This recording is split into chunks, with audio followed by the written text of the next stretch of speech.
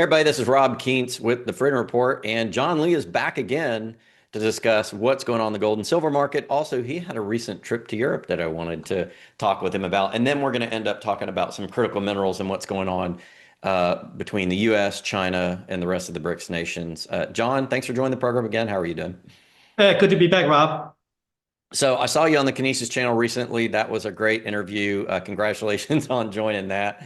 I know that you covered a lot of different things there. One of the things that you kind of picked up on that I wanted to bring you back on to discuss is the correction of the metals. We had a nice run up in gold and silver. Gold about 18 months or so. Silver maybe 6, 8 months had been pretty hot. Then we get a big Yes. correction. What should investors take from that, John, from your perspective? I mean, Rob, the gold's rally started more than 3 years ago at 1800. It's really been a nonstop ascent, and until recently, it had about a 10% correction in a span of a couple of days. Last time we came on your show was about 10 days ago. I said that when gold takes out 3,800, it's going and it's entering into that parabolic phase, which is what we're witnessing right now. I am not. I mean, granted, and make no mistake about it, we're into the fourth or the fifth innings at this point in time, and I don't think the long-term top is in place. And the reason I say that is, if you look at from a technical perspective, gold and silver are still well comfortably above the 200-day and the 50-day moving average. At the same time, if you look at in terms of global economy, we don't have any. I mean, there is not some any sort of a climax in terms of a finishing of a war or a result of a financial crisis. Interest rates are staying pretty steady. And then if you look at in terms of global equity markets, Nikkei is at 50,000 and global equity markets are staging breakouts. So the conditions are not indicating that we are having a long-term top in place. However, I would not be surprised if gold and silver stays where we are in a range bound for the next couple of months. And the reason I say that is there seems to be a broad correction across the board as well as the critical minerals. You mentioned we talked about it briefly just before the show started, that critical minerals had about a 30% correction from their top. And it was all about when you hear the CNBCs and the Bloomberg and the Wall Street Journal talk about nothing but critical minerals, and you know probably likely there is a bit of a climax. So all of a sudden you have you have not even an event, but an instance where all the metals stage a correction from lithium to uranium to rare earth to all the stocks, including gold and silver. This is the time to be a little bit more discerning, Rob. So this is the time, not that all boats gonna float. You got to be a little more selective, both within the metals complex and also within the individual. If you're a mining investor, in individual mining stocks. So I think the first phase where all the boats are floating, that is kind of over. And you got to be a little more selective as to which particular commodity you're investing in. And if you're investing in the mining sector, which particular mining company has a good prospect. Because this first phase of all money pouring in is kind of running its course, and that the investor is getting more selective going forward. Yeah, I think that's a good point, and I want to add in just on gold and silver specifically. The prices are out on these exchanges, not necessarily physical. You do at your dealer. So these traders, when they see that this thing's been running for a while, some of them are going to want to rotate out, take profits. Some of them are going to want to reposition. That kind of stuff goes on. So I was so surprised, John, at the way that gold had moved. Not only that it had been going for 3 years, but the last 18 months was the strongest single 18-month period in gold history I had ever seen on the charts. Yes. So I think we could expect there to be a little bit of a rest period before we hit our next. A couple of things, Rob. My program, I mentioned also on the Kinesis channel, which is an hour-long interview. I recommend your audience to check it out. It's not to do with inflation. It's not to do with the war. It's not to do with anything else, but to do with a marriage and implementation of combination of digital ID and central bank digital currency, carbon credits, and social credit score system. And it's already in the UK. They're already talking about, soon enough, Rob, in your bank account when you log in, you're going to see your carbon credit spent, right? And then you're going to see a social credit system spent, and then coupled with your digital ID. So that is coming on the horizon. That is the whole reason that the gold and silver are going up. And just to bring up sort of a bit of closure on that subject is that, when I went to Kinesis channel, the analogy that I draw is that people buying gold right now are not looking to make a to make a trade, to make profits, but rather to preserve their living standards. And when I say preserve living standards, we're not talking about, we're talking about not like upgrading Johnny Black Red Label to blue to black to blue, or upgrading your hamburger to a steak. It's a matter of ability to get a burger at 1 o'clock, strolling, taking a cruise on Pacific Highway 1 from Santa Barbara to Santa Cruz, right? Which I've done. So this is what we're talking about. This is what I stake, and this is why people buy buying gold and silver for. I want to also preface, Rob, about this correction. I want to give a couple of notes really quickly. I watch the market very, very closely. I want to get a lot of people asking, John, how do you know a top is in place? When gold was at 4,400 and silver at 56, 54, 50, 54, 54, 50, $55. What's happened that day, I think it was around 5-7 days ago, Rob. This is what the cartel does once every couple of years. At the market close at 4 o'clock in New York, they will start jacking up. The cartels will start buying futures. And then it will go, and then when Asia wakes up at 9 o'clock in the morning in Hong Kong, which is 9 p.m. In New York. So at 4 o'clock market close, the cartels are jacking up the futures from 4 to 5. And from 4 to 5, there's an hour pause from 5 to 6. So at 6 o'clock, they will start again cooking up the futures market, both gold and silver, until 9 o'clock Hong Kong. So that is the climax. And from 9 o'clock onwards, they will start selling indiscriminate. So the way they go about it is they will get the last sort of squeeze on gold and silver, and looking at all the FOMO guys, get all of them in there, and get all the short squeeze guys out, and whatever it is, they want to exhaust all the buyings out there. And from 4 o'clock p.m. Eastern all the way until 9 p.m. Eastern, which will be the Hong Kong Open at 9 o'clock, from there, they will just absolutely thrash the market nonstop. And this is exactly what we saw. This has also happened at Christmas, I think about 2 or 3 years ago. I can't remember the timings of that, but I remember it was the very almost identical pattern. I took a little bit of trades off the table. But so we could be looking at a short-term top in place, but I am not overly concerned about it because you're not seeing a correction across the board. What I mean by that is that you're not seeing equity correction. You're not seeing sort of any climax events taking place. So I feel pretty comfortable, but nonetheless, this is where we are. And one other thing is, what I mentioned is that the cartels, I want to be clear that of what you're working against on the other side of the trades, they own the printing machine. So you're not going to see like a JP Morgan covering because they're running up too much paper loss. They own let me be clear, they own the printing machine. The only circumstance or scenario where they'll be afraid to continue to short is that the physicals, is that there may be enough people coming in for the physicals of which the players in the market cannot deliver. And like, for example, today on the COMEX, if you were to enter, if you were to place, if your net position is over 100 silver contracts, you have to register and qualify for another tier. So 100 silver contract is 500,000 ounces. So these guys know very well who is holding in excess of 500,000 contracts on silver. And majority of the people, if they try to settle on physical trades on COMEX, instead of getting a physical, it's going to get a call from Fed. So I think they know the place very well. But every now and then you get a dark horse, right? You get a black horse. You get one of those out of the blue coming out for a big physical trade.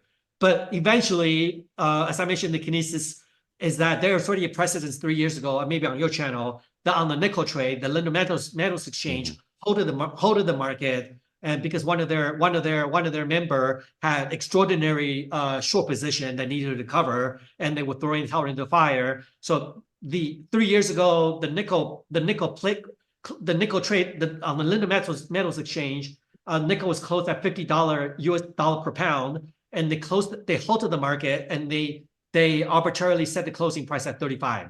I would not be surprised at all if you see a $5 or $10 upwards of a silver trade that the COMEX could theoretically be halted. And the reasoning they're halting that is there's some irregularities. They can, whatever reasons, right? So nonetheless, I would say you're going to see a lot more volatilities. You're dealing with players, cartels that can whack the market for a week at a time for up to 10 to 20% even. So you want to be a little careful. Silver bottom is in. 50-day moving average for silver is around $45. It was almost there. It had a stage to rebound. But at this time, it could be a little range bound. And the reason I say range bound is that the dollar is staging a rally, which I had expected. I was just in Europe. You talked about it. I mean, it's in shambles. Entire Europe, especially continental Europe, is in shambles. I was driving on the highway in Italy for like 150 kilometers. They charged me almost 20 euro for a ride. And well, welcome to the US, John. We got toll roads everywhere. If I commute anywhere in Dallas Fort Worth, I'm paying anywhere from it was 20 euro. It's a $30 for an hour and a half. Some of our toll roads to get across just the Dallas Fort Worth Metroplex is $45 one way. And here's the kicker, John. All of these toll roads, the money goes to a foreign entity, which happens to be a bunch of companies in Italy. So nice segue to your trip to Italy. And also in Chicago, the parking meters, highways, and tolls go to Saudi Arabia. And also BlackRock has already purchased something around 70% of the U.S. grid system. So they're not only going after your equity market, your housing market, they're going after utility market and the transportation logistics. Is that and the gasoline, it was $1.70 euro a liter. So that's about almost $10 a gallon. And that's why I'm bullish at the dollar, because everything else is supported in the dollar. It's yet to be seen how gold and silver will react with the rising dollar. But all together, with all that said, I would not be surprised to see a range bound of gold between 4,000 and 4,400, and silver between what we are at around 47, 48 to about 54. Maybe until early next year, then you could have another run up, because the dollar right now is at about 99, and the 200 moving average is about 105. So we'll see if the dollar can take out 100. Could take out 100. If it does, then you could be looking at about a 3 to 6 month rally of the dollar, and that would be the consolidation phase for gold and silver moving forward until the dollar tops, and then that will be another rally in store for gold and silver. Yeah, good analysis. And just for people to know, we're recording this at about 10 to 10:30 a.m. Central Time on the 30th of October. Gold has just hit $4,000, 55 cents, up about almost $14, and silver's back up over 48.82. Transitioning to, what the heck were you doing in Europe? Tell us all about that trip. Yeah, I was in a conference for Fluorspar. So it spells Fluorspar, Fluorspar. I got actually a number of questions. What are you talking about? How do you spell that? It was a record turnout, Rob. It's about 300 people turned up for this Fluorspar conference. It's a get together between the buyers and sellers of Fluorspar, which is the precursor or the minerals in the ground to extract and to concentrate into fluorine. And fluorine, as we mentioned in the last call, is used for really three major principal pillar or used for fluorine that's catching investors and that's picking up demand. One is nuclear, Rob. Every uranium atom requires 6 fluorine to be gasified and then in turn that to be enriched. And the second part of fluorine's use is, and that is really the principal driver of why fluorspar price has gone up more than 50% in the last 3 years, is electrolyte. People talk about anode and cathode, about nickel and manganese and cobalt and graphite. Those are the cathodes and anodes of a battery, but the medium of which the lithium and the sodium swim in between is hexafluorophosphate, and that's fluoride. And the growth has been explosive for that, but yet receive very little coverage. And the third use is semiconductors. We're getting very high tech in these. It used to be 20, 30 nanos, and now we're down to 1 nano and atomic level of precision in etching silicon wafers. And nobody else can do the job except the fluorine gas, of which is expert at etching and texturing your silicon wafer. So all those 3 major pillars has experienced tremendous growth, and that's driving fluorine prices going forward. And that's also driving the depletion of China's fluorspar reserves to the point where China become a net importer since 2022. Yeah, and the interesting thing is, you said that last time, they became the net importer, they processed most of it, they're trying to suck it all up, and what's happened is the EU, China, and the US, I'm going to put this up on screen, have all declared fluorspar amongst one of the most important critical elements. We're talking about silver being a critical element this time. Well, Yes. fluorspar is right here in the middle. All of the big nation states, the first, the second, and the third largest economy in the world are saying we need more fluorspar. Yes.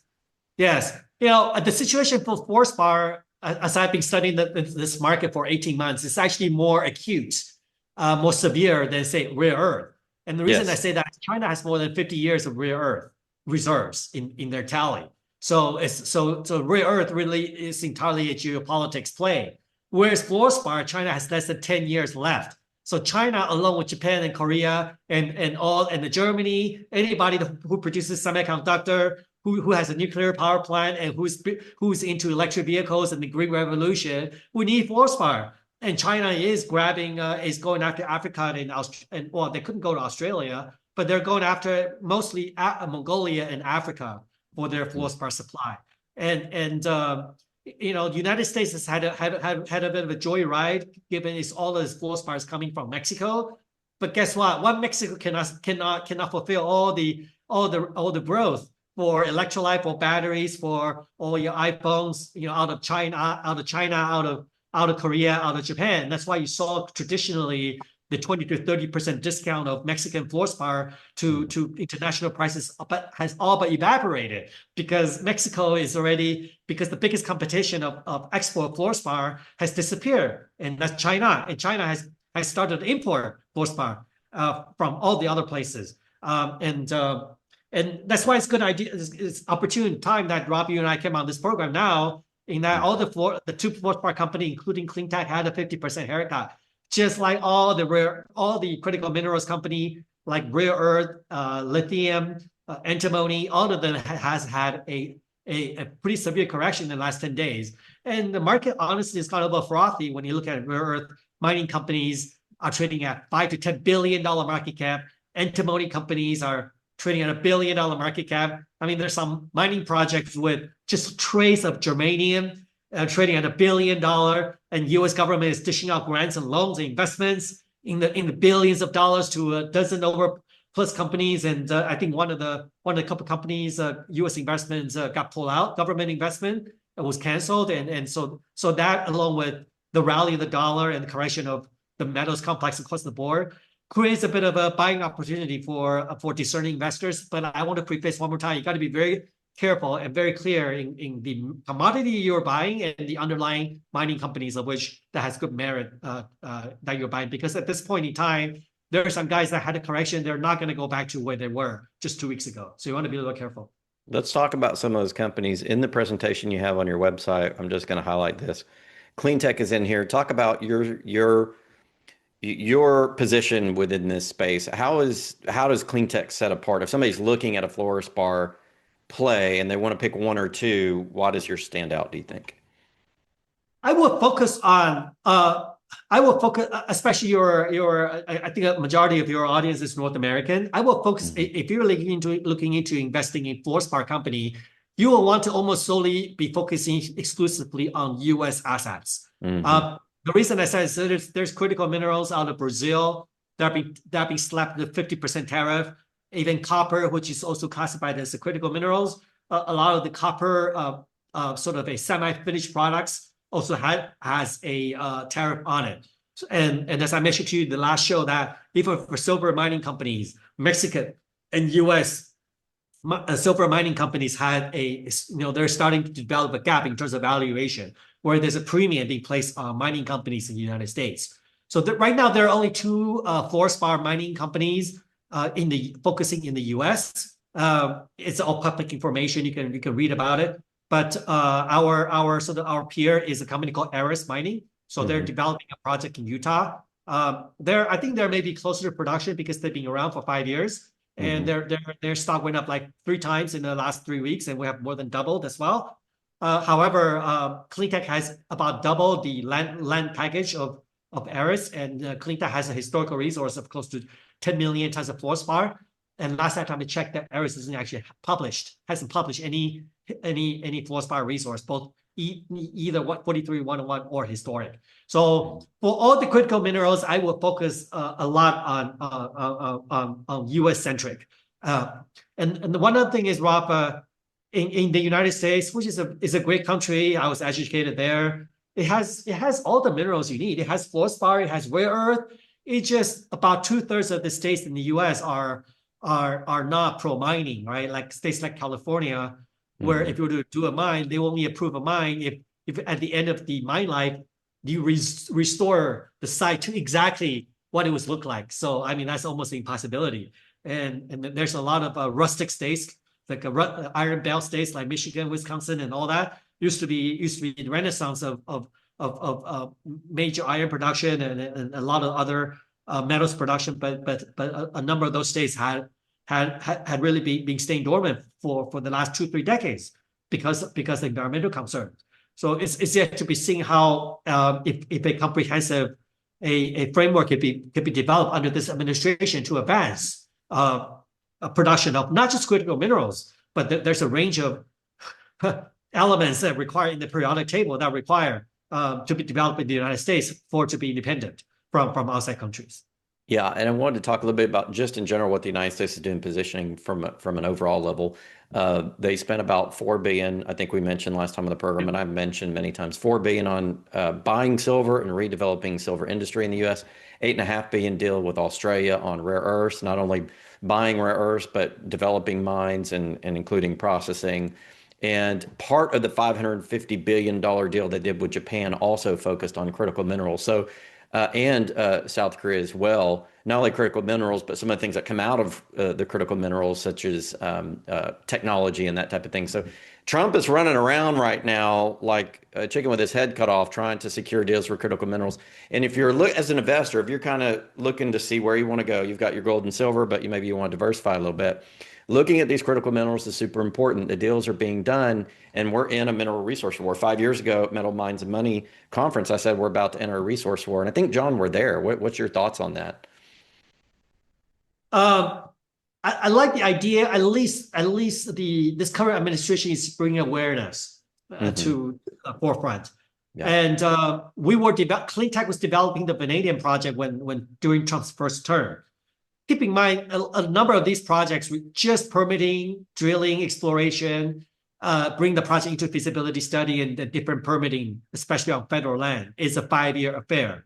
So, and a lot of these projects you talked about, if it's in a rural area, then you have to build potentially a port or a railway or road or power. That's another billion. I mean, now, remember back in the days, 20 years ago, if a project is 200 million, it seemed like a hawkish, right? But now, just a road or a railway is $1 billion. So $1 billion is almost like a starting point of any scalable project. But if there's an infrastructure requirement, then you're looking at $3 to $5 billion. And a lot of that might not come to fruition under this administration, which is already 1 year into the road. So you want to be, I think, first of all, I just want to circle back to what I was saying. You want to be very selective of the underlying commodity that you're going for. And then secondly, when you're going after resource, not only after the big, flashy, $1 billion, 10 billion in the ground, but you also want to do a bit of homework in just call up the CEO and request a call, right?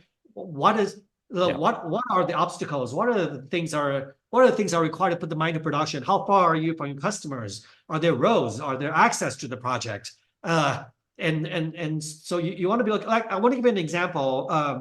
A good example is, say, graphite. Graphite is being talked about a lot as the anode for the batteries. But the technology, as I was sitting through 3 days of conference, there's a lot of synthetic graphite is being developed that can replace a natural graphite. So you have to be real careful in graphite, as an example. Another good example is I'll talk about synthetic diamonds. It's another perfect example where synthetic diamonds are coming out. A carat diamond, synthetic diamond manufactured like lab diamonds could sell for less than $1,000 now. And when I get married, my engagement ring was 1.5 carat. I paid $13,000. And that ring, if I could buy identical lab grown, would be less than $1,500. If you buy a natural diamond, the price has gone down 70%. So you want to be a little careful, and that, especially when you talk about critical minerals, which in the end is industrial usage. When the prices go up double or 3 times, it's natural and it's inevitable that replacements or substitutes could be found. So I like Fluorspar a lot because it has that different elements of applications. A lot of them are not going to be found replaced, not going to be found in the near-term horizon. But there are some metals like, for example, cobalt, right? For cathode, it's being replaced by iron, and even lithium is being replaced by sodium, and then graphite is replaced by synthetic graphite, and which so you got to be a little careful in not labeling all the critical minerals as one. Even rare earth, there's a ton of rare earth in the United States, in Australia, as well as in China. So that is not probably a trade that I would be very enthusiastic about. But Rob, I also wanted to mention a bit, some of your investors are into uranium and solar and batteries, whatnot, is that there is a second coming of the electrification revolution that's happening.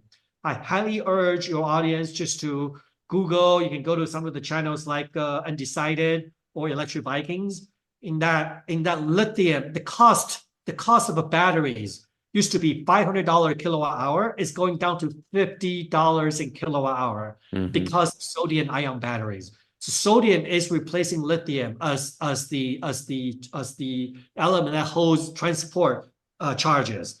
And used to be that the technology advanced so much that the only impediment for sodium batteries used to be charge density. That has largely been overcome due to technology. So a sodium battery can hold up to 70% of what a lithium battery holds, given the same weight and dimensions. So now you're seeing China is now, I would say in 2 years' time, you're going to see equal number of lithium and equal number of sodium electric vehicles on the street. But that's not where the growth is, Rob. The growth is the sodium ion batteries being deployed right now in the gigas and tens of gigawatt hours in China, also in the United States, to complement solar energy. So solar power right now is at around 2 or 3 cents kilowatt hour. But the problem is it's not a base load. But if we're to get a sodium ion batteries at the cost of $50 kilowatt hours, then the combination of solar panels, solar power, and the sodium ion energy storage combination could be selling at less than 5 cents a kilowatt hour as a base load. So that would be half of coal-fired power plants, and that would be about 1/5 or 1/10 of nuclear power plants. It's called a levelized cost, which factor into the capital expenditures as well. And so therefore we're entering into a renaissance, and that's going to further suppress the oil and energy prices, which is good for the markets. But you just want to be careful when you're going into the guys that worked before. You've made oodles of money on lithium or on cobalt. It's not the same. It's not the same story, not the same song that you're seeing today versus say 3 years ago. Yeah, that's something I point out. I also wanted to share with people I'm doing a 3-part masterclass. Part 1 is out on my channel about precious metals mining. And it's about an hour and 6 minutes where I talk about my experience going to mine, mostly gold and silver. And I talk about going to the mines, talking to the geologists. I've got lots of information here about what I actually saw. And then I have Jerry Huang, who's a good friend of mine, who's CFO, Impact Silver, and principal at Gemini Capital, talking about the financial piece of it.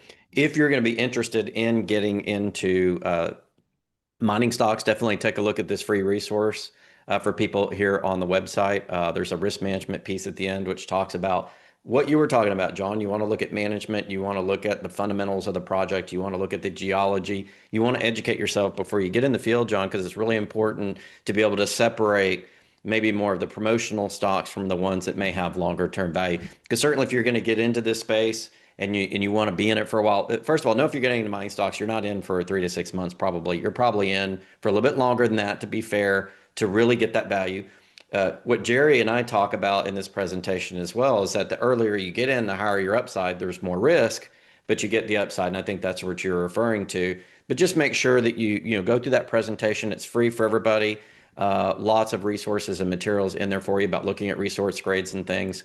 And I wanted to edify what you said, John. I think you made a lot of good recommendations to our listeners here, and I appreciate you doing that. As we wrap up this video, thank you for coming back on. What are last thoughts that you want to leave with the audience? Yeah, be selective of your mining issuers. I would really say that check out Cleantech, company's Cleantech Vanadium Mining Corp. The symbol is CTV, Charlie Television, Charlie and Tom and Vision. So I mean, it's gone from 50 cents on the top right now. It's trading at low 20s. I bought some in the market, and we have some of the largest fluorspar users in the United States that has come to us unsolicited and hit me up at the conference. I had hours long of conversation. And we're very excited about moving and producing fluorspar in the U.S. to fulfill the U.S. demand, and also discussing in working together along with the U.S. government to try to secure all the easiest funding possible to put mine into production. It will be a mine for sure. The area have been producing fluorspar for more than 50 years. Well, does the U.S. have any choice but to make it a mine? Because if it's being to be a critical mineral, at some point the government's going to say, "Well, we got two choices here. We want both of them." It's under our watch or somebody else's watch, right? So, but you know, I've been around for 25 years. Robbie and I know for a while. One of the things that you mentioned about due diligence is look at the insider holding, right? Because we're not going to be issuing stocks at 10 cents when the stock is 20 cents, you know, with a full warrant. If the insider holdings are there, insiders are buying the market. That's one other thing to make sure that the management interest is aligned with the shareholder. And that's a critical mineral. That's the critical point, because a lot of guys are there just collecting salary. Unfortunately, I would even go out on a limb to say that 80% of the junior mining companies management out there just collect a salary. Like they will raise money and then they will drill a couple of holes and they're out there onto their winter vacation in Arizona and the summer golfing courses. It is a part-time job for a majority of these people. You just want to be a little careful on that front.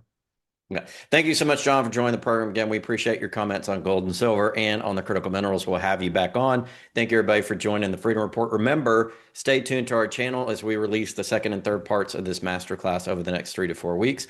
And all of it's free just to help you understand how the mining sector works, how the distribution for gold and silver works, and the pricing for gold and silver works. And that mining class you can apply to all of the different potential mining assets you want to go after, especially if you're going after rare earths or some of these other critical minerals. Until next time, this has been Rob Kientz and John Lee with the Freedom Report.